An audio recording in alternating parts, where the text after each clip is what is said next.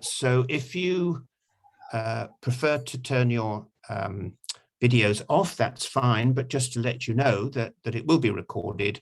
And during the actual talk itself, Lee will mute everybody, so that cuts out all the extraneous cats and dogs and various other noises that come on.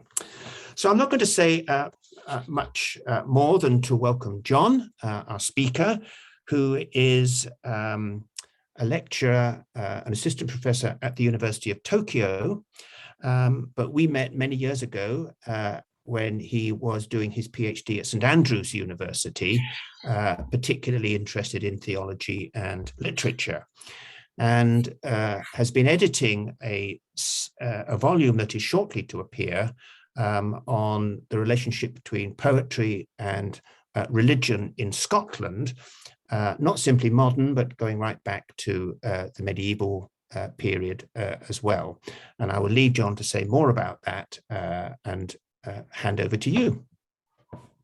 Right. Well, thank you, David, and thank you to David and Lee and the whole committee for inviting me. I'm delighted to be here at the sort of, again, the wonders of modern science, making this connection possible and making it possible for me to be in Glasgow and indeed many of your homes today as well. Now, the impetus for this, for my being here, aside from knowing David, was David's involvement in this collection, which is called, has the rather unostentatious title of Christianity in Scottish Literature. And that will be coming out from, it's published in conjunction with the Association for Scottish Literature, and that will be coming out in October this year. And that's basically sort of informing what I'm going to talk about today, which is that general topic. Now, it's honestly kind of ridiculous for me to presume to talk about Christianity in Scottish literature in 45 minutes. So I'm going to be focusing more narrowly on just specifically Christianity and Scottish poetry, and then sort of on the work of two poets in particular. And so basically, I'm hoping to place some modest hypotheses across the way in which Scottish writers have engaged with the Scottish Church in their work. Or I say the Scottish Church, I should say Scottish Christianity more general.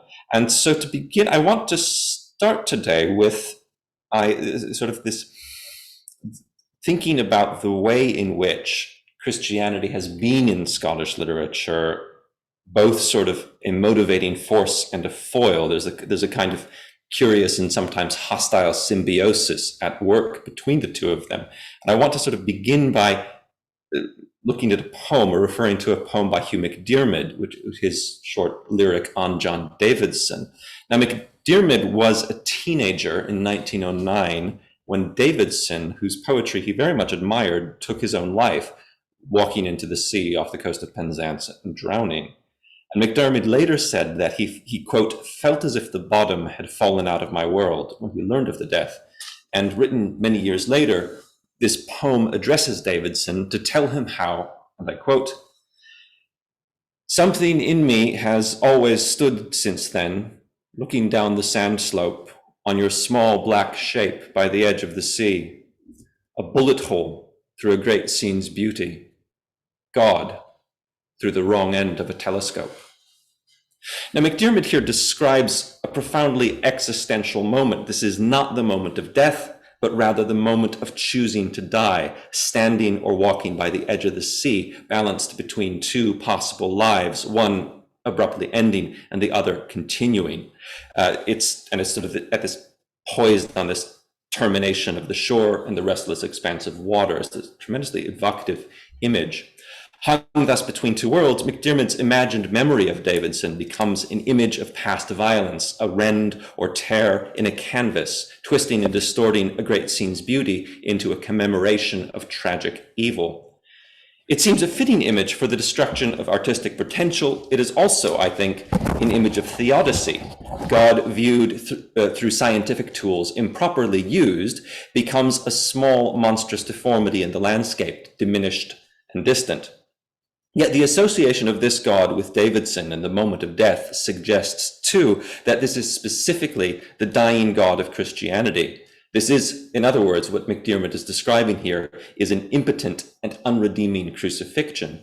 This suffering God is, however, both, I think, closer and more significant than the poet can see or is willing to acknowledge. Thus, it's the wrong end of the telescope, artificially forcing him away into the distance. Now, I think, this image is helpful for approaching how Christianity works or appears in Scottish literature. Some 20 years ago, Callum Brown diagnosed a hemorrhage of faith in Britain, a precipitous collapse in church membership or religious affiliation, and an equally rapid acceptance of secularism and materialism as the societal norm. I imagine this has been discussed in this group previously. Now, Callum Brown is probably right, yet this does not prevent Christianity from continuing to exert a profound imaginative influence in Scottish literature. Even a work as blatantly transgressive as Ian Banks's Complicity, it presumes that there is something more profound to transgress against than good taste, though it does that too. And indeed, the book draws much of its sort of power and much of its potency from its cheerfully blasphemous use of crucifixion.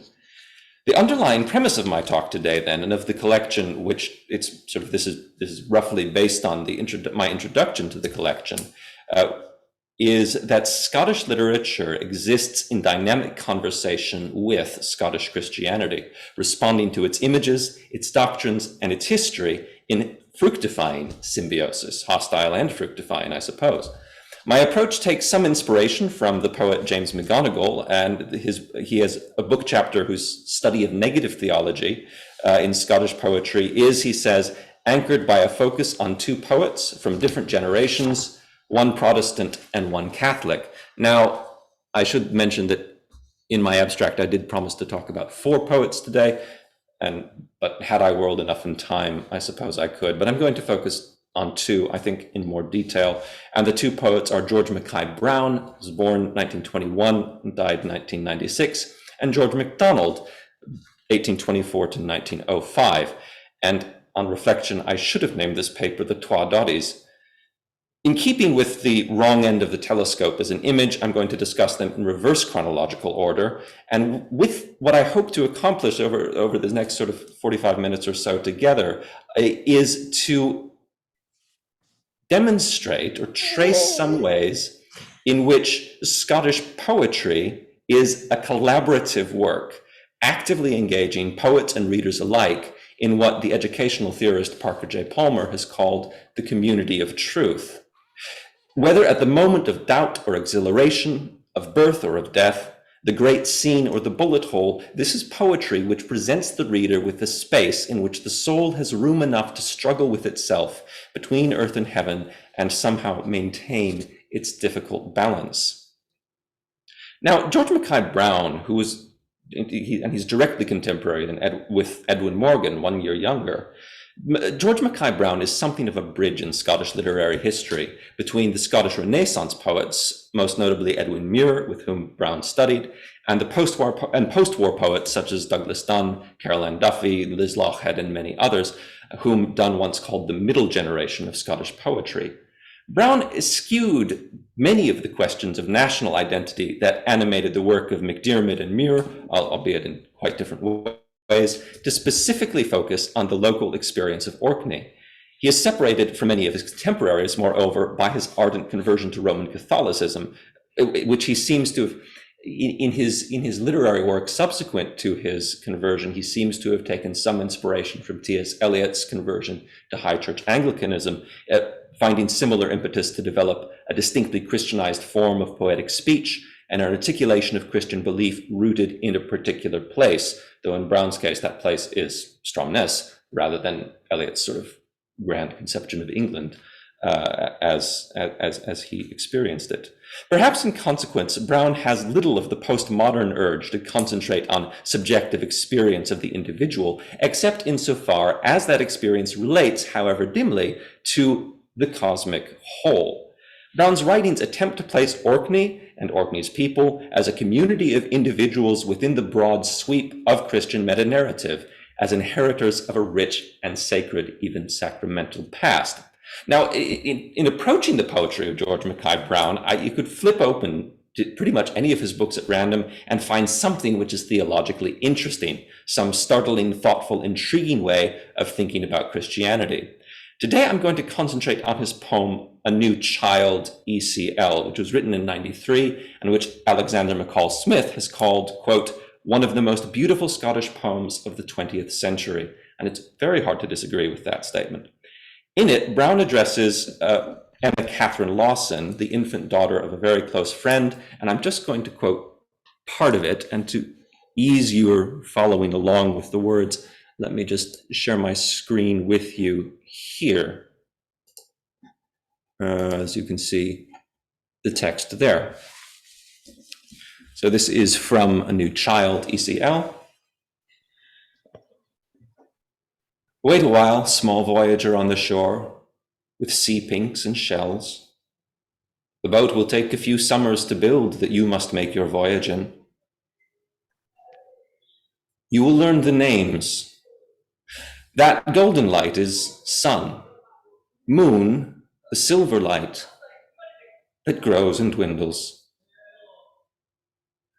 And the beautiful small splinters that wet the stones, rain. There is a voyage to make, a chart to read, but not yet, not yet. Daisies spill from your fingers. The night daisies are stars. Star of the sea, shine on her voyage.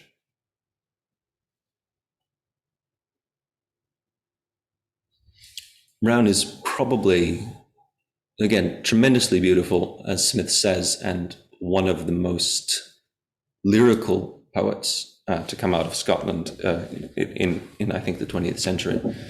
Now, this is a wonderfully evocative poem, tender and attentive to the infant that Browne is addressing, delighting in her pre-verbal childish wonder and teaching her the names she is presumably still too young to repeat or understand except as babbling.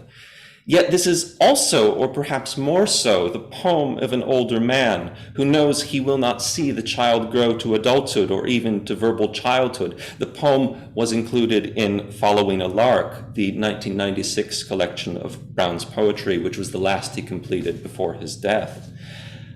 A New Child is perhaps more about life's fragility and brevity than about any sense of childhood innocence, except insofar as innocence is innocence of mortality. This is suggested in the most apparently seemingly sentimental line of the poem, daisies spill from your fingers. Now, this would quickly become twee in the hands of almost any other poet, and think of P.G. Woodhouse's description of Madeline Bassett as the sort of girl who feels that the stars are God's daisy chain, to get an idea of how badly this line could have gone. But the image of a young girl gathering flowers embodies life's brevity. Consider Robert Herrick, gather ye rosebuds while ye may, old time he is still a-flying. Or more darkly, Tennyson's poem Demeter and Persephone, quote, here thy hands let fall the gathered flowers at the moment of Persephone's being pulled down into the earth by Pluto there. Moreover, daisies have a poetic significance, both in English and Scots, which would not have been lost on Browne. William Wordsworth, of course, wrote several poems ruminating on daisies, one of which somewhat startlingly connects them to death by shipwreck, describing them as growing on the grave of the drowned mariner. The most significant allusion here, however, is, I suggest, Robert Burns's poem To a Mountain Daisy, which laments the untimely ripping up of the flower and considers it as a parallel to Burns's own circumstances at the time he wrote. Curiously, Burns also uses the image of a voyage. Describing the daisy crushed among the stour, he writes, such is the fate of the simple bard, on life's rough ocean luckless starred. Unskilful he to note the card of prudent lore, till billows rage and gales blow hard and whelm him o'er. Now Burns has here shifted from the Scots of the opening stanzas into a somewhat stentorian English, indicating a turn from the everyday experiences of an Ayrshire ploughman to more general philosophical moralizing. Indeed, like Herrick's Rosebuds, he uses the death of the daisy as metonymy for the brevity of all life. Quote, "Even thou who mourns the daisy's fate, that fate is thine, no distant date." Burns's gloomy reflections on life's futility were prompted in part by his own financial and social difficulties. At this point in his life, a sea voyage was no mere flight of fancy. He was seriously considering immigrating to Jamaica and starting his life over as a sugar planter in the West Indies.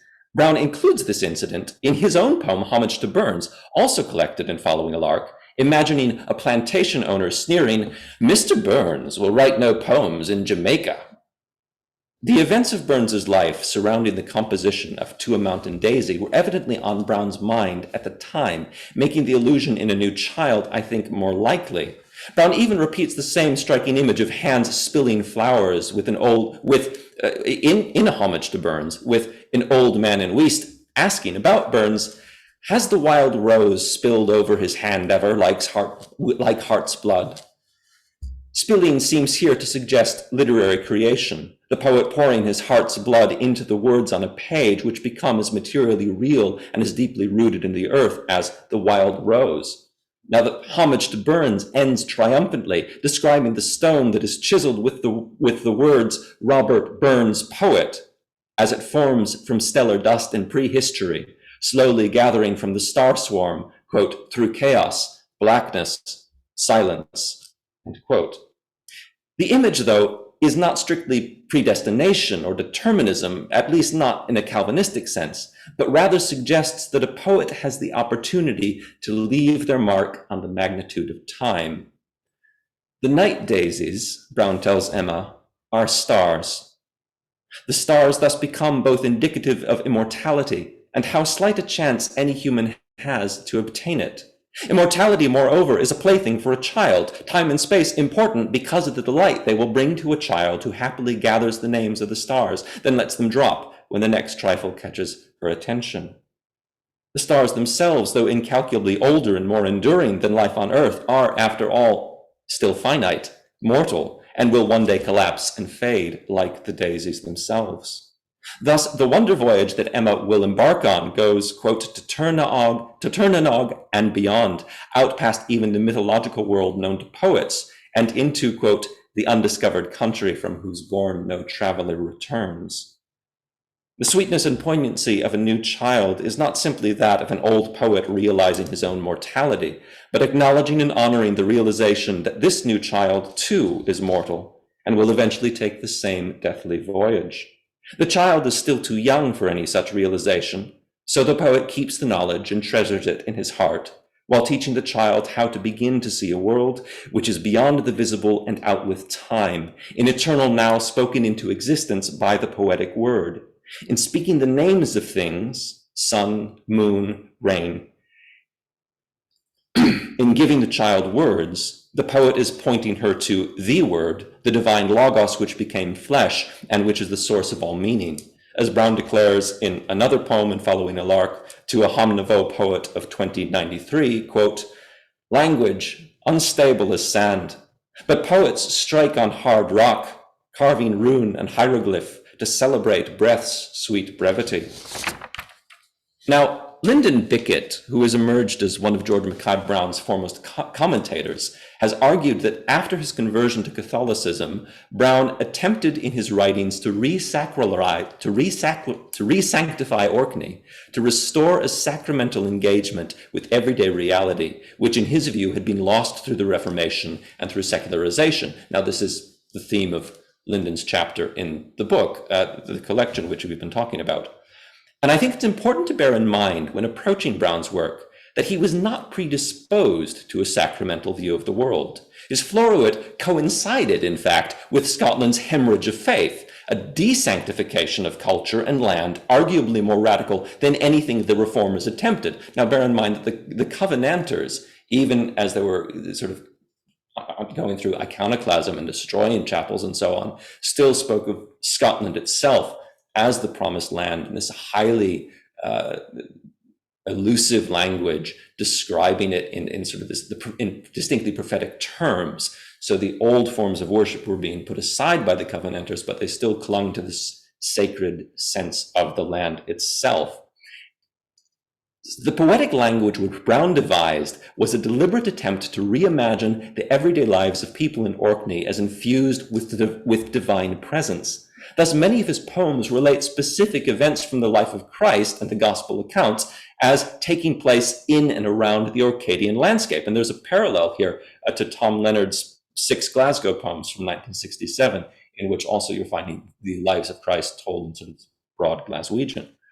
Browne also found in the post-conversion works of T.S. Eliot, as I mentioned, a seasonal understanding of time, which, via the works of James Fraser, is itself presented as a metaphor for Christ's death and resurrection. So the title, A New Child, hints at such a cycle, with Emma at the beginning of it and Browne resigning himself to its end. This, I think, is a more subtle, though it's up to you as a reader whether it's more effective, a more subtle sacramentalism than, for instance, the insertion of St. Veronica in the streets of Stromness.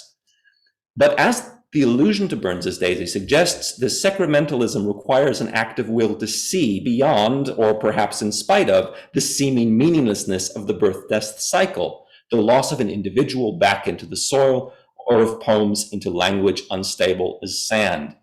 So Browne is sort of presuming, I think, or assuming this almost nihilistic cosmos with things just returning to dust, this birth-death cycle, and says, see through that, see beyond that, to see the presence of the divine in all these things. It's not, Browne is not looking at Orkney as kind of that, like the prophetic landscape, the way the Covenanters did, the way their imitators did, but he's sort of almost willing himself to see the sacramental reality of the space in which he lives.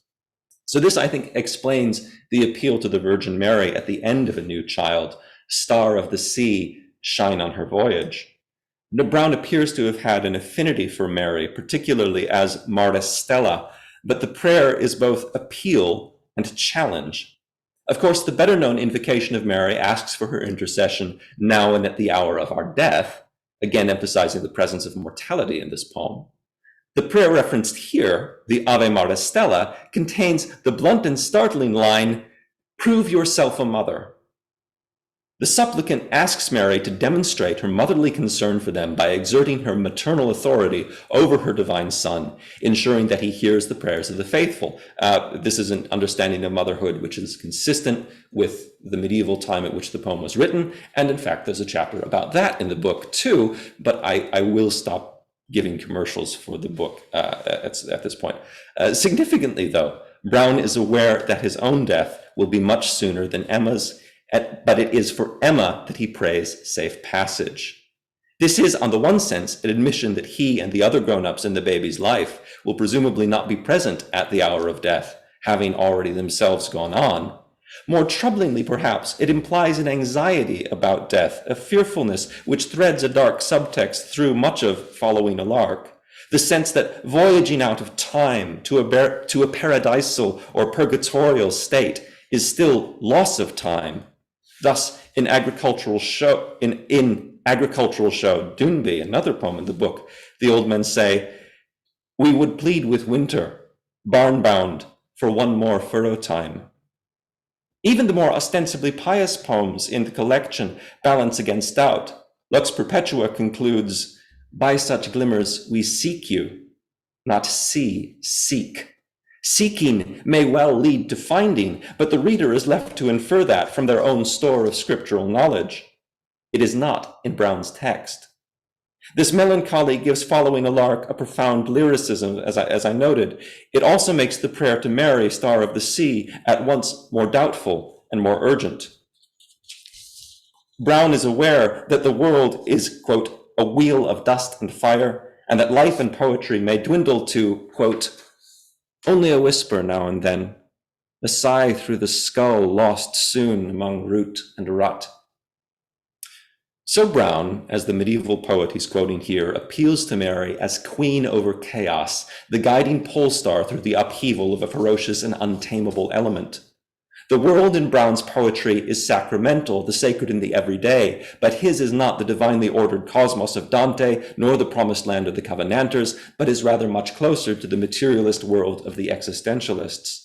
In an important sense, the resanctification of Browne's poetry undertakes is not simply the rebuilding of chapels ruined by the reformers, but the re-speaking of the creative logos into a void of non-being. It is an attempt to restore the awareness of a divine presence which has been drained from the chaos of the physical world. Now you find a similar attempt in the works of George MacDonald, and now we're moving back through the telescope, back through time. And MacDonald was arguably the most important Scottish religious poet of the Victorian period. That's probably inarguable. Arguable, I would say, is the most important Scottish religious poet of the 19th century. Now, today, MacDonald is primarily remembered literarily for his children's fiction and fairy tales, and is most often discussed within the English tradition of fantasy alongside J.R.R. Tolkien, C.S. Lewis, Diana Wynne Jones, and so on. Theologically, MacDonald has gained some recent admiration for her articulation and defense of universal salvation in his published sermons, but in his own day he was chiefly known and much admired as a novelist, particularly for his depictions of working class life in rural Aberdeenshire. He had a keen ear for dialogue and wrote much of his novels in Doric Scots. In his best work, MacDonald combines a vividness of characterization, a particularity of place, and a sense of the everyday world being infused with wonder, bearing the possibility of divine encounter. So you're seeing something similar between what Mackay Browne is attempting about 100 years later, is to look at just the ordinary lives of everyday people in a specific place, whether it's in Huntly, in Aberdeen, whether it's in Stromness on Orkney, and seeing there's a divine presence there, a divine significance there. Now, as with Browne, when approaching Christianity in MacDonald's poetry, one is simply spoilt for choice. His Floruit spanned 50 years. He wrote and published poems, singly or in collections, almost constantly. I mean, from very young manhood into very near the end of his life, he was writing and publishing poetry and revising the poems he'd previously written. And he also included them in his fiction. And so you pick up his novels, and there's going to be poems written in his novels, in his children's books as well. So one might as easily choose to analyze his lyrics on women in the Gospels, his hymns for children, or his retelling of the parables of Christ in Scots. I think it will be most informative, though, to look at a portion of what is his most ambitious poetical work, a book of strife in the form of a diary of an old soul, published in 1880. This is MacDonald's single longest poem, 366 stanzas in a modified Rime Royale, the 7-line form, with one stanza for each day of the year. And I'm going to read just 4 stanzas for you. And these are, again, I'm going to just share the screen so you can see the text. And these are from, not that, where did it go? There it is. These are from January. This is the 23rd to 26th of January. O life, why dost thou close me up in death? O health, why make me inhabit heaviness? I ask, yet know. The sum of this distress, pang-haunted body, sore dismayed mind, is but the egg that rounds the winged faith. When that its path into the air shall find, my heart will follow, high above cold, rain, and wind. I can no more than lift my weary eyes. Therefore I lift my weary eyes, no more. But my eyes pull my heart, and that, before 'tis well awake, knocks where the conscience lies. Conscience runs quick to the spirit's hidden door. Straightway from every skyward window, cries up to the Father's listening ears arise. Not in my fancy now I search to find thee, not in its loftiest forms would shape or bind thee. I cry to one whom I can never know, filling me with an infinite overflow, not to a shape that dwells within my heart, clothed in perfections love and truth assigned thee, but to the God thou knowest that thou art. Not, Lord, because I have done well or ill, not that my mind looks up to thee clear-eyed, not that it struggles in fast sediments tide, not that I need thee daily sorer still, not that I, wretched, wander from thy will, not now for any cause to thee I cry, but this, that thou art thou, and here am I.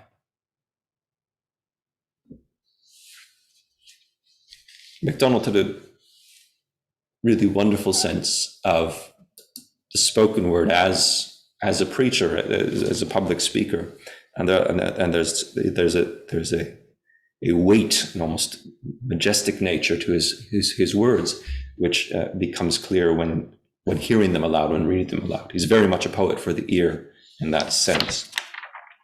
Now, the clearest literary antecedent, and perhaps I think the only literary antecedent which I can really find for the Diary of an Old Soul, is George Herbert's The Temple, a work which MacDonald admired.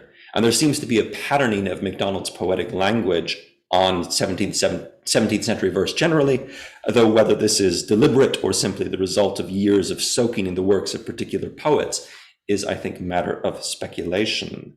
MacDonald, however, faulted Herbert for being, in effect, too clever by half, and aspired for his own poetry to clearly convey spiritual truth as he understood it. So here, as elsewhere in the diary, he presents the reader a series of complex theological concepts through the form of a private prayer. Now, as someone who studied MacDonald for a long time, and I have to give a commercial here, my chapter in the book is on MacDonald, in particular his fairy tales, the entry for January 25th is almost shocking. He effectively repudiates the imagination entirely, declaring that, not in my fancy now would I search to find thee. But this is not a dismissal of the fantastic mode in literature, but rather a declaration that any human thought is incapable of comprehending God. The line, I cry to one I will never know, is an admission and resignation to the inability of a finite human mind to apprehend the infinite divine. Significantly, MacDonald also includes theological and doctrinal thought in the shaping and binding of the divine into a less than divine human accessible form. And as early as his sermon, there's a sermon at The Child in the Midst in 1867, he declares, how terribly then have the theologians misrepresented God in the measures of the low and showy, not the lofty and simple humanities. Then MacDonald goes on to insist that it is in the quotidian emotions, the simple and heartfelt connection of lover to beloved, parent to child, that God is most fully revealed. And this is what he means there by lofty and simple humanities. It's in this human connection that we find God, not rather than any sort of abstraction or conception or imagination of him. And he goes on to refine this idea further, writing in his sermon, The Inheritance, so published 1890, so we've got one sermon from before and well after the diary, where he says, the only one thing to make existence good, the one thing to make it worth having, is just that there should be no film of separation between our life and the life of which ours is an outcome. That we should not only know that God is our life, but be aware, in some grand consciousness beyond anything imagination can present to us, of the presence of the making God in the very process of continuing us, the live things he has made us. So what he's saying here is that what makes existence good is not only knowing that we've been created, but being aware that each moment we are, in a sense, being recreated, that it is God's creative force, God's life. Again, we could use the phrase the logos, because that's, I think, is what he's referring to here, which is in the process of continuing us, in the process of continuing us to live. And this, I think, is what MacDonald is suggesting in the passage from the diary, where he talks about the shape that dwells within my heart, clothed in perfections of love. The source here, as it's so often the source in MacDonald, is Dante, the Divine Comedy, which also asserts that God is so infinitely above any human understanding that any conception of God must necessarily be false. For example, in Paradiso 19, the falcon sings to Dante, quote, "Your vision, which must be but a single ray of many in the mind of him of whom all things are full, by its nature must not have such power that it should not perceive its source as lying far beyond all it can see." So again, the idea here that Dante is the single thought, and all thoughts are in the mind of God, and Dante's thought is not able to see that thought, the mind of God, is far beyond anything the single thought can reach. And similarly, MacDonald's prayer to see the God thou knowest that thou art echoes Dante's own vision of God in the final canto of the Paradiso, in which he describes thus, quote, "O eternal light, abiding in yourself alone, knowing yourself alone, and known to yourself, and knowing, loving, and smiling on yourself." I'm using Hollander's translation. Now, the prayer of these stanzas is for a glimpse of the divine self-knowledge predicated on the thought that thou art thou, in obvious reference to the declaration, "I am that I am." Now, I'm talking back about the diary again, a reference to "I am that I am" from the burning bush, and "here am I," obviously enough, a reference to Isaiah 6 and elsewhere. What I find fascinating is that MacDonald posits a casual relationship between these two statements. Here am I because God is what God is. Here am I because thou art thou. The prayer, then, MacDonald's prayer, is for the removal of this film of separation from the finite and infinite, to come to overwhelming awareness that each individual created thing, including oneself, proceeds from and is continuously proceeding from the same source of ultimate good. The repeated phrasing, not that, not that, not that, which is very atypical for the diary to use this kind of poetic method, suggests perhaps a way of negation, a shedding of fancy, theology, and self-perception in order to rise to the self-reflecting source of all love. Now, MacDonald's concept of the individual soul here, and I won't get into too far into the weeds with this, but his concept of the individual soul, of the I that replies to thou, is drawing from Plato, specifically Plato's Phaedrus and the story of the charioteer, which Plato also describes a soul. He describes the human being as a soul which has lost its wings, settled in an earthly body, yet straining to soar upward. And so Plato says that the divine is beauty, wisdom, goodness, and all such qualities. By these things, then, the wings of the soul are nourished and grow. Now, MacDonald understood sacred poetry as the highest expression of this divine wisdom, of beauty, wisdom, and goodness, and thus capable, efficacious for helping the soul to break out of its chrysalis. What he's saying is breaking off the eggshell of both body and mind, actually, to be this pure winged soul. And he would elsewhere use, and I could probably talk all day about him using the significance of the butterfly of the psyche. And so this is sort of the image, that chrysalis breaking image is what he's describing here. But what makes the diary most remarkable, and it should be clear from sort of what I'm saying, I hope it's clear from what I'm saying, that it's a very dense, almost philosophical text in places, and engaging with these Plato and Dante and all these other things. What is remarkable is that it presents itself as an unfinished collaborative work. So the first edition of the diary, and as many subsequent editions, the text is interleaved with blank pages. And MacDonald's poem is printed on the recto side and the blank pages on the verso side. And I'll show you a screen share here in a moment. Actually, the idea with this was, this is again from the first page here. The idea was that on the verso side, on the blank side, the reader would write their own poetic responses. They would engage with what MacDonald is saying and sort of write their own idea. And you can see in the dedication here, MacDonald writes, "You will find against each worded page a white page set. This is the mirror of each friendly mind reflecting that. In this book we are met. Signed, Your Old Soul." And again, you can just see each page in the book has this blank page there. Now, this is, I think, a remarkable way, especially when you consider this is 1880 when he's doing this. It's a remarkable way to think about poetry and to present one's own poems. Eschewing any concept of the poem as a monument to the poet, he instead describes it as a mirror in which the reader can discover their own poetic thoughts. Now, MacDonald is likely harkening back to Wordsworth and Coleridge, using mirror and reflection as Frederick Berwick puts it, a metaphor for the creative process, but the image of the mirror as a vehicle for revealing truth and as a metaphor for literary composition is present significantly in his own writings. We don't necessarily need to find any source for it, or actually he gives us the source, which is Shakespeare's Hamlet, where in an essay he wrote in 1864, MacDonald says that Shakespeare instructs the players to hold, as 'twere, a mirror up to nature.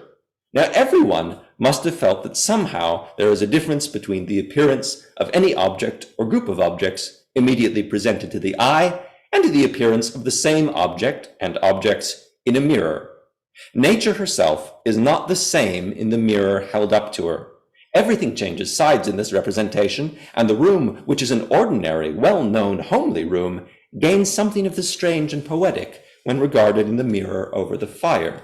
End quote. Now that's MacDonald in 1864, and a similar view, and he says the same thing, I think, more elegantly in his novel-length fairy tale Fantastes, when the narrator of that story remarks, quote, "All mirrors are magic mirrors. The commonest room is a poem. The commonest room is a room in a poem when I turned the glass," end quote. So by presenting his poem and the facing pages as mirroring, MacDonald invites the reader to active, ongoing continuation in the process of poetic creation. The book is not complete until the reader has turned writer and added verses, notes, doodles, or any other jottings of their own. In this sense, the physical object of the diary gives physical form to Wordsworth's conception that, to again cite Berwick, quote, "rather than simply reflecting an external object, the poetic image should reveal as well the alterations imposed by the perceiver, that is, by the act of perception itself, changing what is being looked at, what is being perceived." It is remarkable that MacDonald would attempt this, and that he would attempt it not only just as a conceit, but with his most sustained, intensely personal work. And the diary is intensely personal. It contains stanzas written to MacDonald's dead son and daughter, both of whom died in adolescence, as well as to his father and his brothers, who had been passed away several decades prior. The poems express profound moments of spiritual doubt, fear of death, bouts of physical illness, depression, and spiritual agitation. Much of it is written in the form of a prayer, as with the extract you saw, and as direct sort of intimate address with God. And much of it, MacDonald balances this against, MacDonald balances this against more ostensibly uplifting passages, parables and sermonettes, meditations on the scripture, and hymn-like expressions of gratitude. But this does not detract from the sense that we are indeed keeking in someone's private diary and presuming to scribble our response on a blank page. That perhaps is the point, that MacDonald, in this book, in these poems, MacDonald is offering himself as a comrade, a brother, friend, father, or friend, to accompany the individual reader through a year of their own secret spiritual way, to write the complete poem together. For some readers, that invitation to a poetic collaboration continues to resonate. A recent edition of the diary includes not the blank pages, but a complete set of poems written in response, day by day, mirroring MacDonald's text throughout the year, by the Jewish-American poet Betty Aberlin, who describes her own milieu as, quote, "post-Holocaust Orthodox atheism," end quote. And that says something, I think, about the endurance and appeal of MacDonald's particular understanding of Christianity, his particular representation of the life of faith, and his presentation of it in this particular poetic form. Now, there's a fascinating and I think wholly coincidental resonance here with Brown's A New Child. Brown tells Emma that she will learn the names, and that poem is, if not speaking the world to existence, then at least speaking utterance into being, speaking the naming of things. The act of speaking, of naming things, this becomes sacramental, The poet's labor of shaping words and the child's labor of learning language becomes ritual participation in the divine word, in the Logos.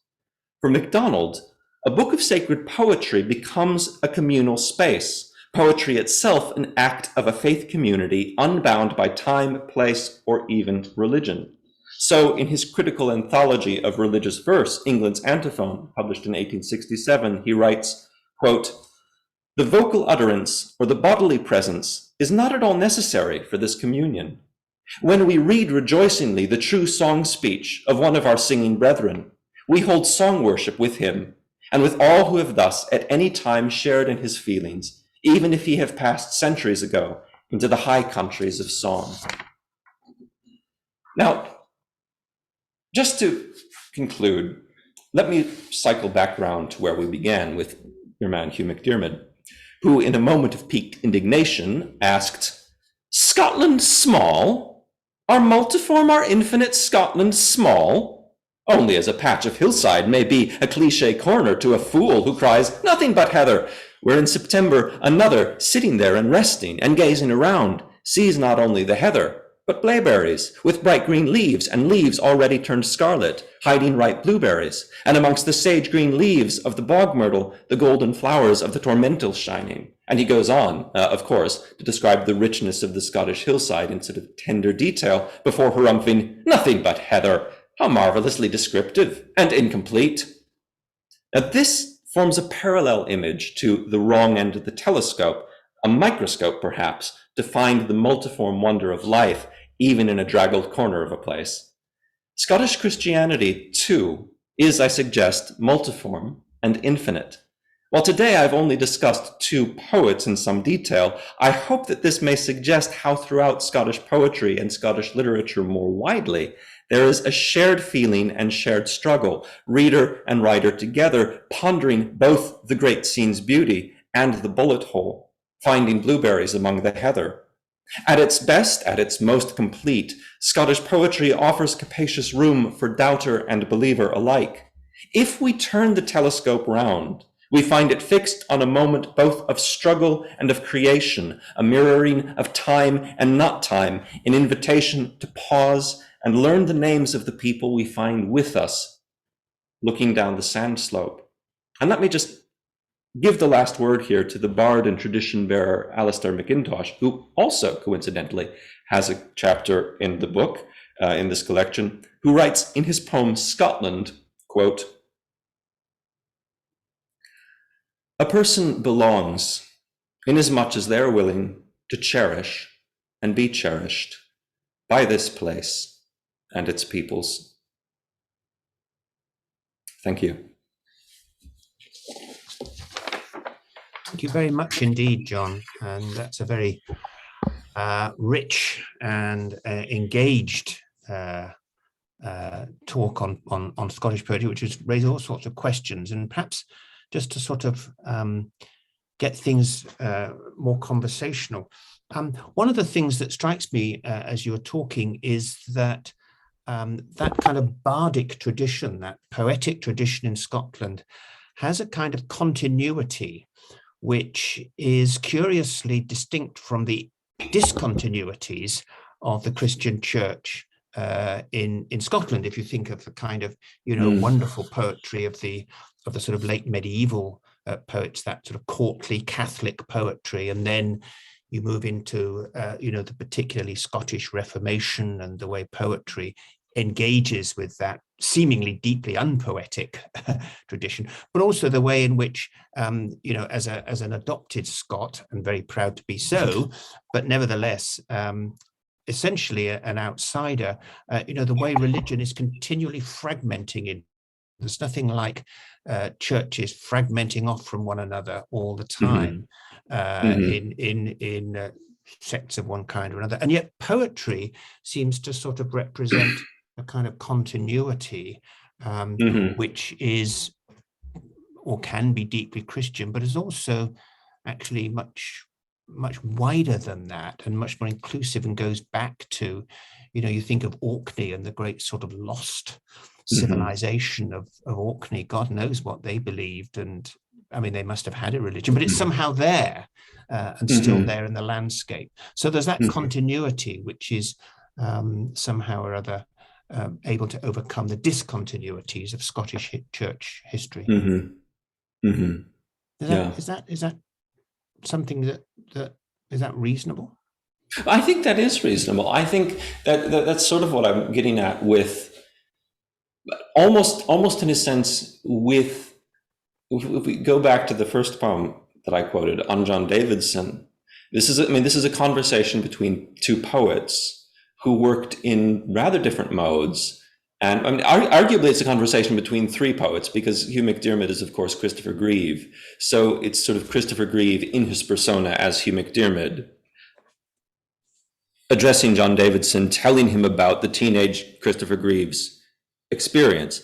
So there's this conversation going on between the poets, and there's very different, but there's a recognition which goes well beyond there, but for the grace of God go I. There's what he says, something in me has always stood since then, looking down the sand slope, witnessing this event, which he wasn't there for. But now poetically, he's speaking this out poetically. He's giving poetic voice to this, to his experience as a young poet, to Davidson's experience as a young poet.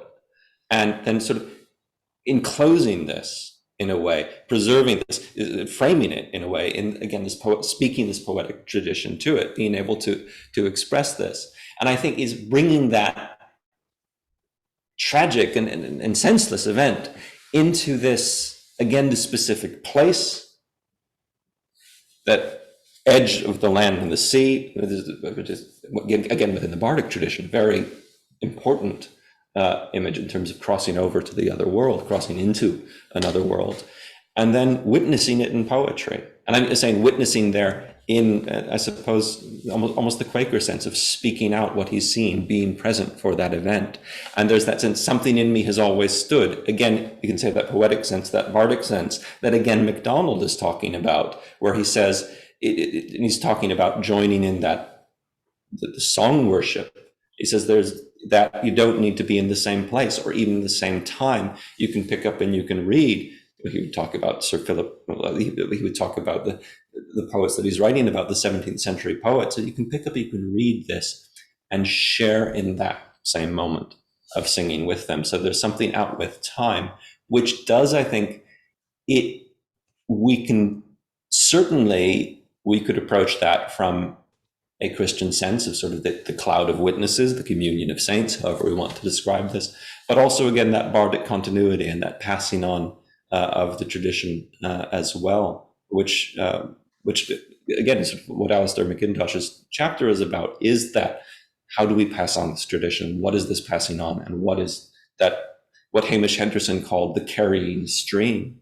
And I think poetry, and particularly poetry in general, we could say, but in Scotland, in Scottish poetry, I think it has that continuity. Again, we can think of George Mackay Brown sort of inscribing that words, Robert Burns' poet, in sort of space-time, and he's carrying on Burns's struggle and honoring that in his own writing. So I think that's a fascinating and very good point. Yeah, thank you. Okay, other points. Yeah, Bob.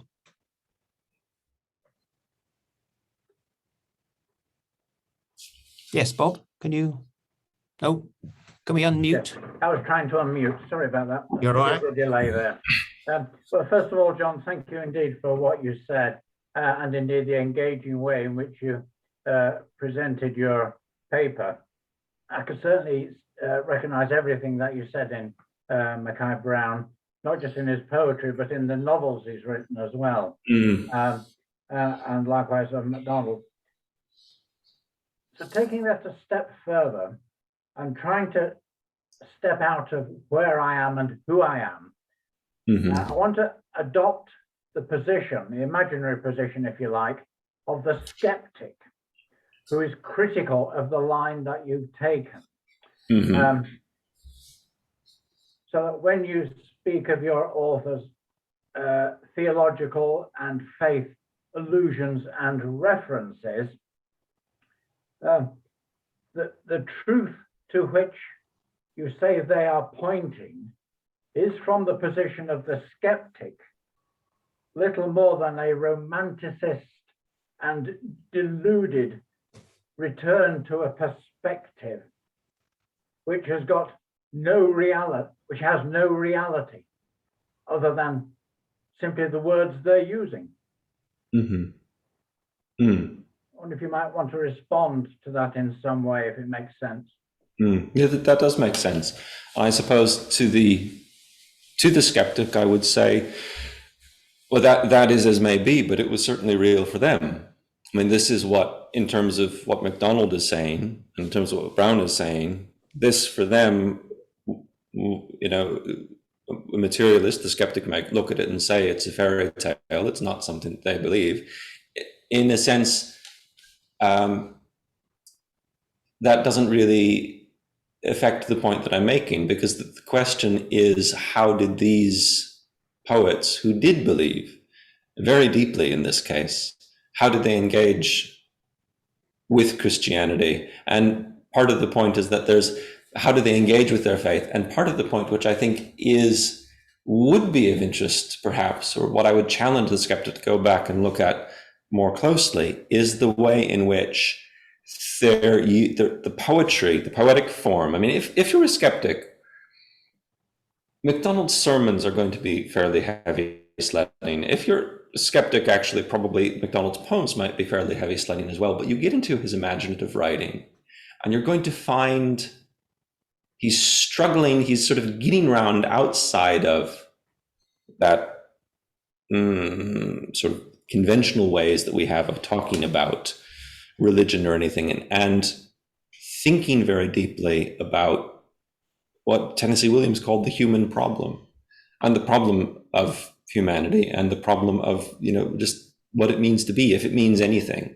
And I think if the individual reader isn't interested in that question, there won't be that much to interest them in these poems, quite frankly. But if they are, even if they're not Christian, I think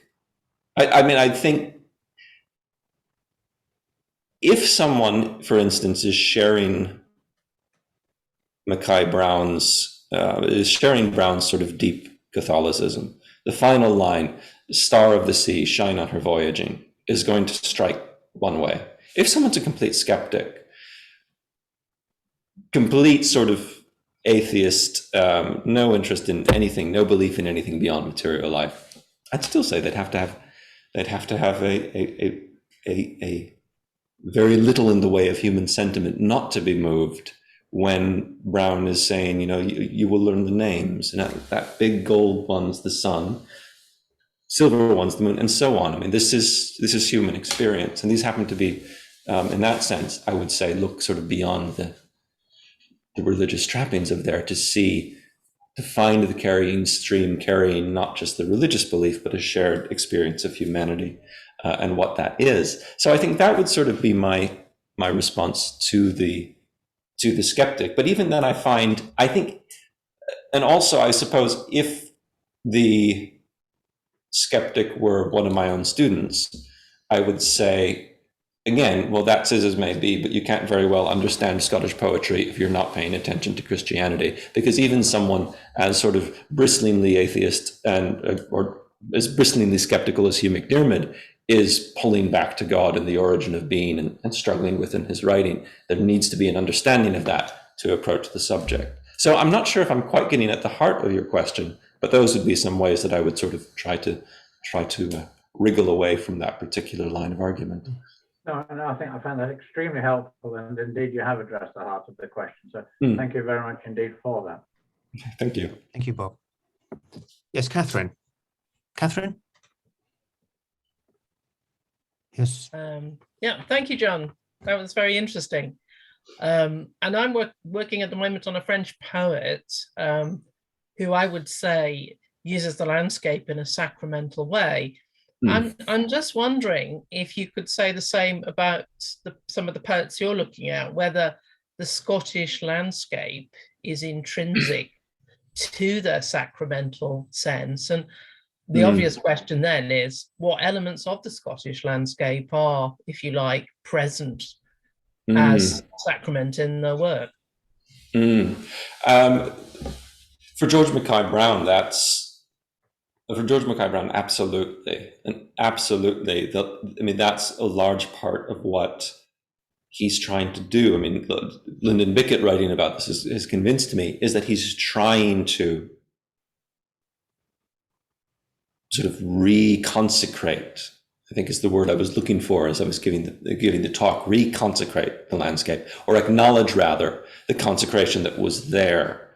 And so he has, in the Reverend Halcrow Priest, his novel, he has the sort of the stories about the churches being torn down by the Vikings, by the reformers, and there still being some sort of sacred presence there. There's still being some sort of sacred element there. So for Brown, I mean, it's in the idea of the Star of the Sea, and sort of reclaiming Mary and reclaiming the Stations of the Cross with as being distinctly Scottish in a way, as belonging to this particular Scottish place in the landscape of Orkney, very clearly. I mean, and again, that would be something else we could give an entire paper on. He has a number of poems, and some of the most effective ones in Following a Lark, where he's describing the Stations of the Cross, he's describing the procession, he's describing the whole sort of the Passion narrative taking place in Hamnavoe, which is his fictionalization of Stromness, and he's describing Stromness. If you go to Stromness, you can see, oh, this is literally the street he's describing in the poem, and he's describing the Via Pieta, the Via Crucis going down this street. When I went to Stromness and I stayed in the B&B that's right there, what he's describing. And so there's a very strong sense of immediacy. So for Brown, it's that place, it's the city where he lived, it's the landscape around that. And very much throughout his poem is the sea and the presence of the sea, both as almost a divine. I mean, if you only read certain bits of Brown, you would suspect he was a pagan poet because of the deep reverence he has for the sea. This almost divine presence becomes the sort of the symbol of the divine presence. It's also chaos. He's also going back to the whole sort of Imram and Wonder Voyage tradition of the saints setting off into the sea and the pilgrimage there, and also very much constantly using the sea, especially in his later poems near the end of his life. He's using the sea to guide the reader back to the veneration of Mary as Star of the Sea. So through, I would say, the entire landscape of Orkney, he sees as sacramental in that way. For MacDonald, it's more difficult. MacDonald converted to Anglicanism when he was probably approaching 40. He converted to Anglicanism, but he always had he came from in the Free Church background, the Missionar Kirk, and it was trained as a Congregationalist minister, ordained as not ordained, but called as a Congregationalist minister, and he always had something of an uneasy relationship to the high church, to sort of high church and sacramentalism in that way, and he tended to be more comfortable reading sacramentalism through Wordsworth, if that makes sense, sort of seeing everything is the presence of God is in everything. So we don't necessarily need to say it's just these things which are then replicated over again. He's saying, okay, it's present in this, in that sort of the Christian pantheism way, I suppose. He was a bit more comfortable with that. So it's difficult he writes about the sacrament, but I think he tended to be more cautious and more tending towards a Christian pantheism than, and almost sort of transcendentalism, what you would find in in Emerson and Thoreau and so on, than Brown would. But Brown very, very, very much emphatically so. Thank you. Yeah, that's very helpful. Thank you. Anything else? Anybody else got a question? Anthea, yes? Speak up, sorry, mute.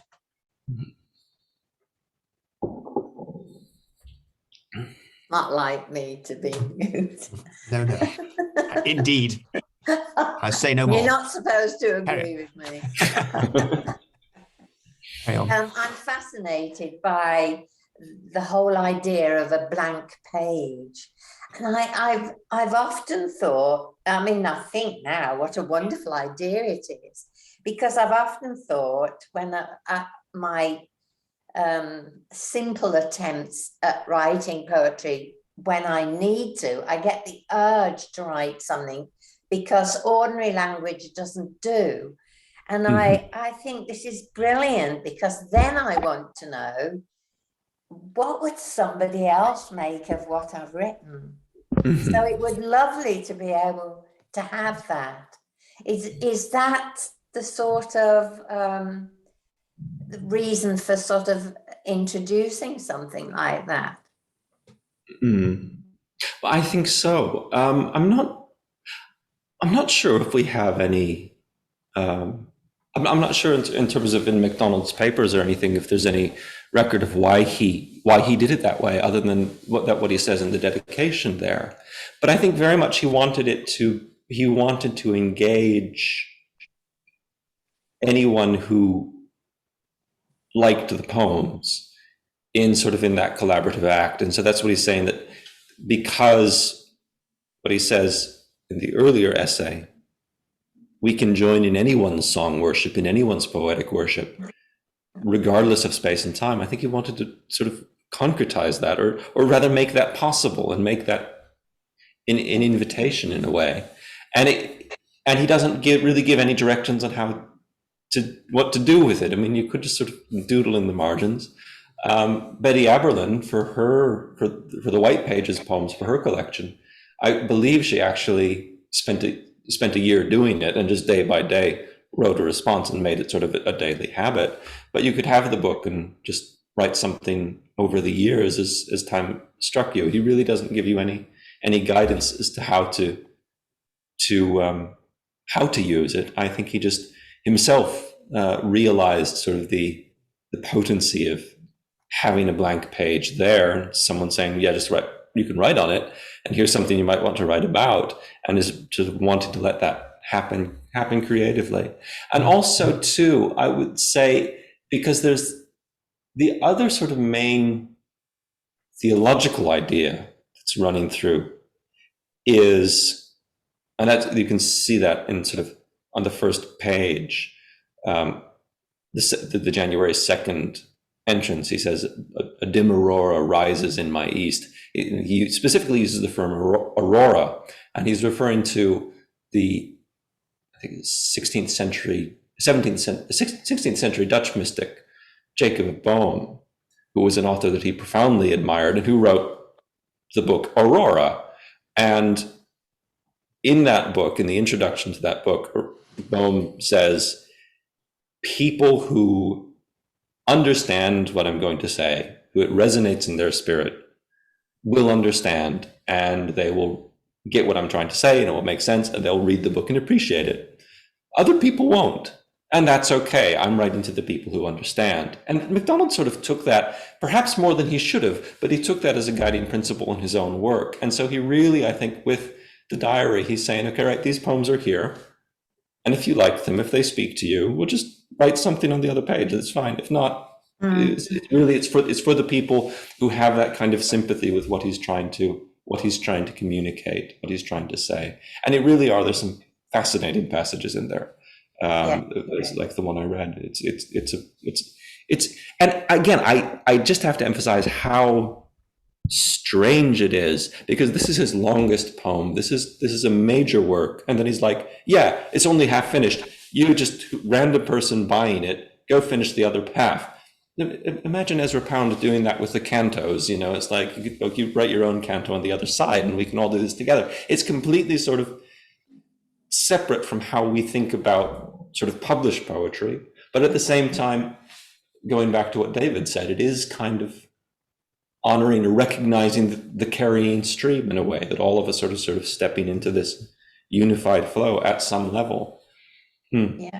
Yeah, It's the thought. It's the thought of exciting people enough with something you've said for them to contribute or to change it, or you mustn't mind what they want to say. You have to rejoice in what they say. So yeah, I'm really fascinated with that. Yeah, it's sort of, as I guess MacDonald would say, and it's the light in me recognizing the light in you. It's the Christ in me recognizing the Christ in you, and that almost the sense of the inner light, or the sense of the Logos, really, and that would very much be, I think, his approach to that. Yeah. Thank you. It reminds me very much of Isaac Dinason's short story, I think it's called The Blank Page, when the blank page is likened, the startling sort of parable to the marriage sheet, which is becomes evidence of the marriage night, of creativity, of consummation, if you like, but ink is spilled on the page, as it were, in a kind of outpouring of creativity, which is kind of slightly strange but powerful image. But the notion of the blank page. I wonder whether I could just sort of, picking up something you just said, one phrase that I think you used, but it may have been a quotation, the way in which poets leave their mark on the magnitude of time, and whether the poets that you speak of are also myth makers. They're very mythic, and they participate in the kind of myth of the land, as if that was somehow, we easily dismiss the mythic as being unreal or something like that. But actually, I wonder how that links with the whole sort of, Celtic tradition, which is kind of created and, made up, but somehow real and somehow not real. And we all know it's just, there for the tourists or whatever. But actually, there is something very profound about it as well. And whether, the poets are also myth makers, and then, engaging with the kind of, in the best sense of the word, the myths of religion, the myth of Christianity, which is also within history and true, and yet. Does that make any sense? Yeah, it does, and that was actually sort of C.S. Lewis's comment on MacDonald was that he was exactly that, sort of, that he created myth, this idea, this profound sense of enduring story, and so C.S. Lewis certainly approached MacDonald in particular in that way. It kind of depends on, I think, to a certain extent, with that particular passage, with homage to Burns, is what I said that to in Brown's poetry. He's almost kind of, it's less sort of the mythic idea and almost more the idea, well, this is something written down, almost going back to like Spenser's sonnet, of the Amoretti sonnets, where he writes about going down to the shore and writing his beloved's name in the sand, and the waves come and wash it away. And so he goes, and I said, I wrote this sonnet, and now you're going to outlive me. You're going to live forever because you're in this book. And that idea, that ars longa vita brevis, life is short, but art is long. I feel like that's almost the idea that he's getting at there. We can say, well, is that a mythic sense? And that sort of depends on, in this particular context, how do we want to think of Burns's achievement? If we want to say that Burns sort of creates this myth of himself as the national bard and all the things surrounding the Robert Burns Incorporated, if you will, then that does become sort of a mythic thing. But we could also look at it and say, here was someone who found a way to express in just demotic speech and poetic speech in his own voice all the ins and outs and awkwardness and loves and hates and failures and anxieties and excitements and all the whole range of just being human, and again, the human problem. And he finds a way to express that simply and clearly that has resonated over and over and over and over with people since he wrote it. And that profound humanness of Burns might be more of what Brown was getting at, I think, in that way. So it could include the mythic. It does include the mythic if that's sort of what the poet works in. But I would hesitate to sort of limit it only to the mythic in that sense. I mean, again, I think, and I can circle back to C.S. Lewis, that's really fundamentally the weakness of Lewis's critique of MacDonald, as he says, well, this kind of mythic sense is really very important. Whereas you get a work like the Diary of an Old Soul, an intensely private Christian poem, which then finds this resonance with this, atheist Jewish writer 100 years later, and there's this same connection. So it's sort of shortchanging MacDonald's other accomplishments beyond the purely mythic. So don't ask questions of the elves, for they will answer both yes and no, I suppose, is what I'm saying here. Is it yes and no to that? Okay. We've got time for one more question, if there's a final point that somebody would like to make. Or maybe not.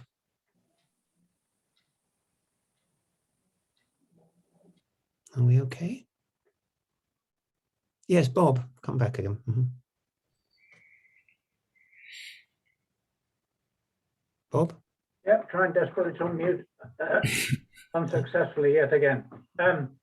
Totally different point from the one I raised before and from what others have mentioned. And that's to ask a reflection on instances whereby Mackay Brown particularly reflects on the destructive capacities of the human person. I've got in mind a story he gives in one of his novels, and I forget which one, so forgive me, but it basically, I think it's the Vikings have discovered America, and they discover it as a profoundly beautiful land with profoundly wonderful people in it. And they introduce beer to an evening's engagement, and so begin the despoilation of what is an otherwise beautiful setting of both land and people. And it's the destructive capacity of the human person that does this. And I just wonder if you've got a thought or two on that, maybe, if it's something you've worked with. I think, for Brown in particular,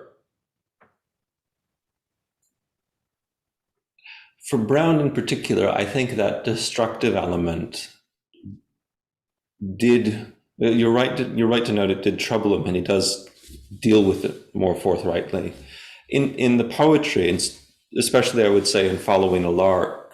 He tends to focus the destructive capacity on the crucifixion, on the narrative of the crucifixion, on the experience of Jesus' disciples witnessing the crucifixion. And so perhaps we could say he's approaching it one remove, or rather he's using the image of ultimate suffering to try to make sense of it, to try to understand it, to reassure himself in some ways. And there is, again, in the later poems, an agitation there, which even at his most pious, he can't quite conceal. So he would frame that within that narrative. I mean, the introduction of beer in that sense, this is the forbidden fruit, isn't it? It's like, here's this Eden, and the Vikings come and say, well, this is wonderful, now have alcohol. And you realize how Brown almost destroyed his own life with alcoholism. So this then becomes, here's a wonderful, beautiful thing, which also, this is death. So that becomes a very sort of potent image for self-destruction as well, and which goes back to John Davidson and Hugh McDiarmid there. Again, just struggling with it. There's another poem that I almost read from A Diary of an Old Soul, where MacDonald sort of is describing his poetry, or describing the experience of reaching out to God and having the experience of the divine presence in his poetry. And he says, the joyful see me joyous, the weeping see me weep. And it's that sense of that his poetry is himself and all of his experiences sort of being reflected, being engaged, standing there on the sand slope. And what are you looking at? That bullet hole in the great scene's beauty. And I think what poetry cannot do, or rather I've yet to see a poem do this, is resolve the issue of sin, resolve the question of theodicy. Why does this happen?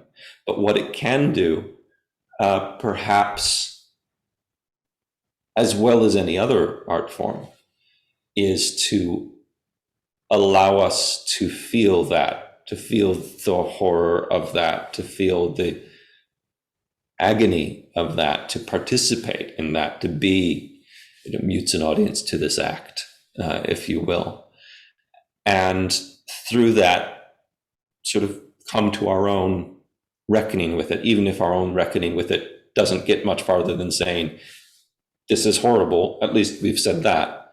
But also I think a poem like on John Davidson, or like you find in Brown's poetry, particularly his poem, he has a poem about the landlady of the Emmaus Road, and that, which is all, the whole poem is about the weight and the agony and the sorrow of the crucifixion until the final couplet, when he breaks bread and vanishes from their sight.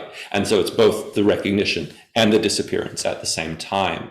And so it's a glimpse of resurrection. It's not actually resurrection, it's a glimpse that it's possible. And you get poems like that, and I think they can have, and maybe not in every reading, but they contain the potential for a very deep catharsis, which can help people who really have suffered trauma or dealing with this to heal in a way. And I think that's partly, again, that probably is, I would say, one of the functions of the carrying stream. Certainly there is within the bardic tradition, the tradition of the bard as healer, the tradition of the storytelling as healer. You can go back to certain within certain Native American traditions. You go to the tradition bearer and you tell them what's wrong, and they give you a story. The prescription is, this is your story, and go and you have that story now to help you through what you're dealing with. And there's something of that there's something of that in the poetry in the bardic tradition as well. And MacDonald and Brown, and really all of them. I'm focusing on English poets, but you think of Sorley MacLean and his poetry, and Hallaig, and the way in which he goes just into the absolute de profundis of these lyrics. There's a profound opportunity for catharsis in the carrying stream. Thank you very much indeed, and thank you for all of you who participated. I know it's very late for you, or getting very late for you at night, John. It's just early afternoon here, but thank you very much indeed for giving us of your wisdom and learning and sharing so much with us. I'm sure we're taking a lot away to think about and reflect upon, and we look forward very much to the book when it appears, and hope we will see you again. Thank you very much. Thank you so much. Thank you so much. It's been lovely being here. Thank you. Thank you. I wonder if I could pass on, before we finish, to Lee to say something about the next meeting, which will be our last of this particular session in June. Yes, so the next session of Church and Academy will be by our very own canon theologian, Reverend Canon Professor David Jasper, and that will be on poetry and the theology of the Incarnation, and that will be at 5:30, the normal time, on the Thursday the 30th of June. And this will be a hybrid event, so it's going to be on Zoom, and it's also going to be in number 4 The Square in person, where we normally meet. So doing it a little bit differently, and we'll see how that goes. So do come in person or online through the normal email link on Thursday the 30th of June at 5:30. Okay. Thank you very much. Thank you. And once again, thanks to everybody, especially to John, and we'll see you all very soon. Thank you.